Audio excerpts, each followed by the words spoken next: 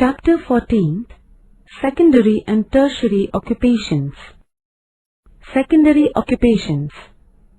We get different types of raw material from primary occupations. However, most of it cannot be used directly. We need to process the raw material and make the necessary changes. The occupations that process raw materials and produce new materials are called secondary occupations. For example, textile, iron and steel, or sugar-producing industries. Machines are used in these occupations on a large scale in order to obtain maximum production in less time. As a result, mass production becomes possible. It provides employment to people and it helps in economic development of the country. Factors that influence the location of industries. Availability of raw material, supply of labor, market, capital, energy resources as well as facilities of transport and communication, and government policy are the factors that influence the location of industries.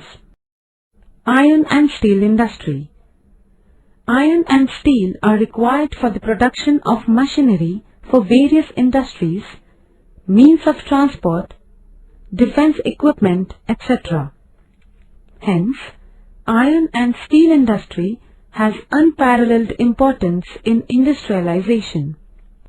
For iron steel industry, iron ore, coal, lime and manganese are required. These minerals are heavy and hence their transportation is expensive. Therefore, this industry is found in the areas producing coal or iron ore.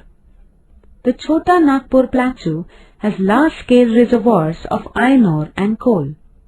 Hence, the iron steel industry has developed in this area. Try to understand how the iron steel industry came to be located at Jamshedpur in India from figure 14.1. Cotton textile industry. Figure 14.2 shows the cotton producing areas and the centers of cotton textile industry from western India. Availability of raw material and climate are the major factors that influence the location of this industry. Cotton does not perish quickly. After removing cotton seeds, after ginning, cotton becomes lighter. As it does not lose weight during transport, it can be transported over long distances. Hence, this industry can be started at locations far away from the raw material areas.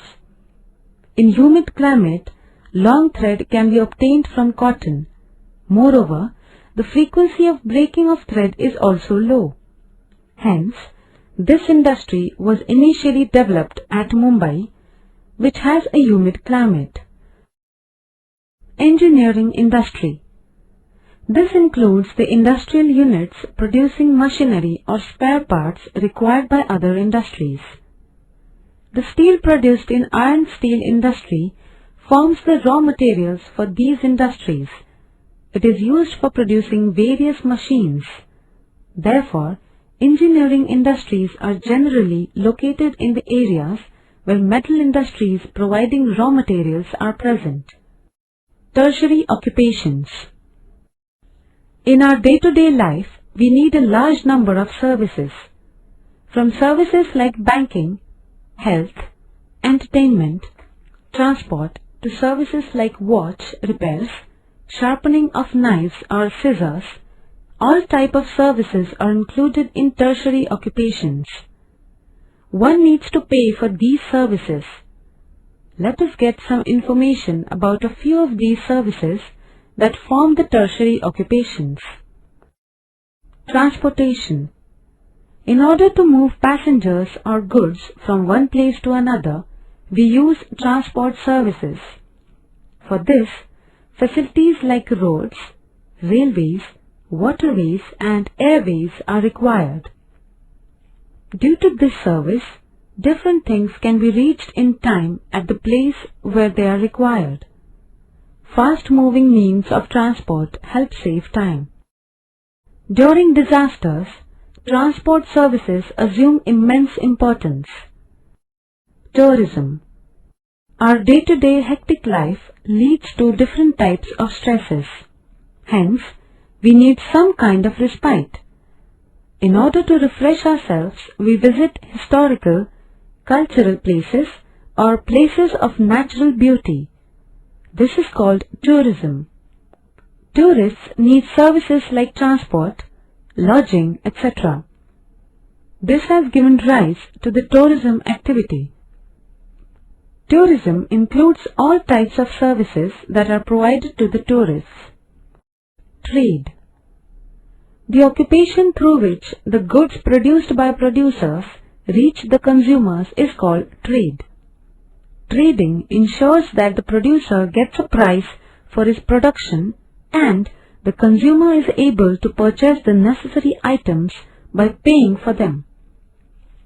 Trade is carried on various levels such as local, national, that is within the country, or international. Trade contributes to the economic development of a country. Besides the services mentioned above, society needs many types of services.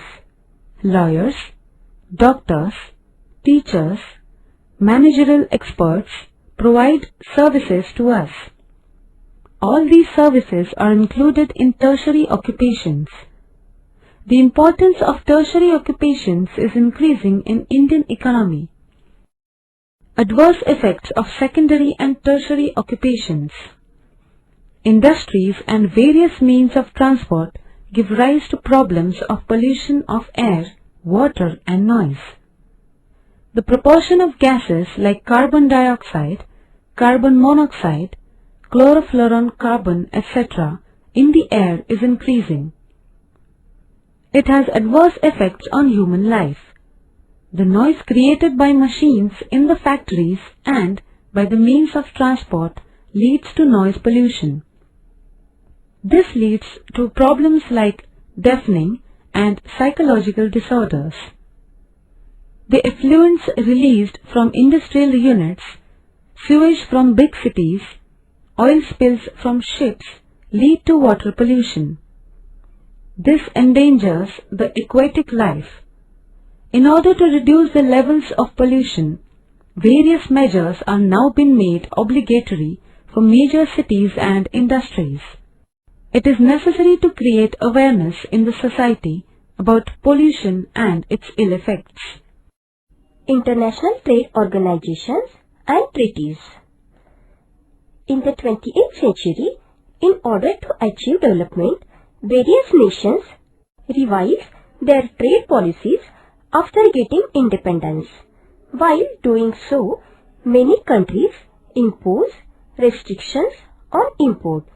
These lead to certain adverse effects on international trade.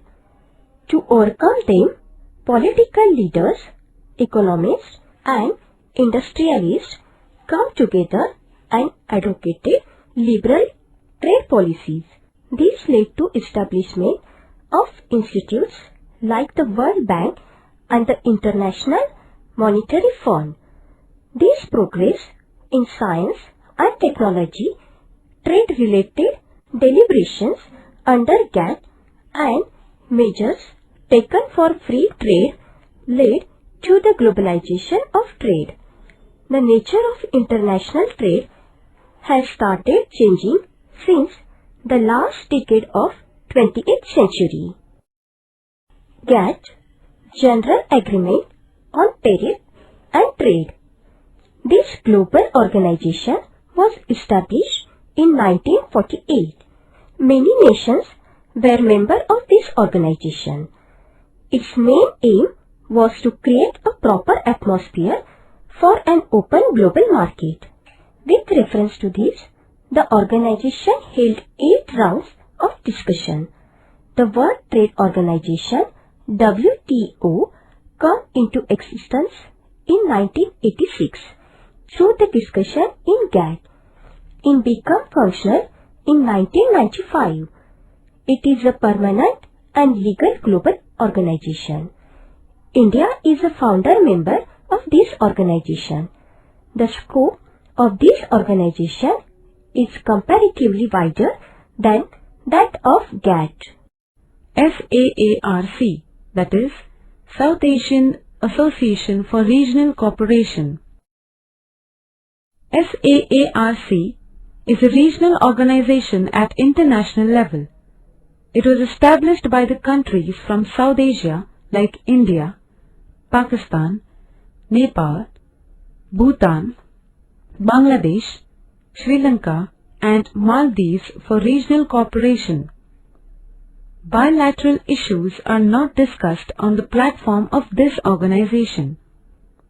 All the nations of this organization are facing similar economic issues. This organization has proved very useful in solving these issues and creating a strong representation of the member nations at a global level. India had taken the lead in establishing the organization. Recently, Afghanistan has been included in this organization. Globalization. Globalization of trade is a process. To put in simple words, globalization means making a local or regional level article or item available at the global level. Nowadays, the word globalization is generally used to indicate economic globalization. Through the process of globalization, international trade is becoming wider and more open. Different nations have started bringing their economies in tune with the economies of other nations. This has led to an increase in the trade. Foreign direct investments, flow of capital, migration of people and spread of technology.